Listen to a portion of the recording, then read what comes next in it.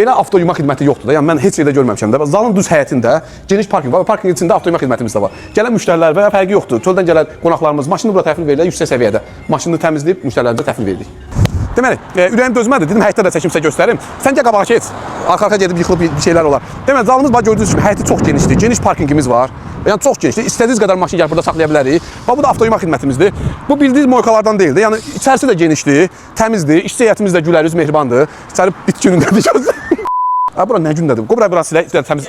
İndi çəkmə. Qoy bura təmizləsinlər. Sən sonra çəkək. Sündədir içərisi. 2 dəqiqə. Təmiz düşür. Deməli, avtoyuma deyəndə həmişə ağlımıza səs-küylü ortam nəzərə gəlir. Səs-küy, maşınlar, əziz xanımlar və bəylər rahat gəlib burada maşınınızı belə geniş bir yerdə maşınınızı yuya bilərsiniz. İçəridə istirahət yerimiz də var. Əyləşib pəncərədən maşınınızı seyr edə bilərsiniz.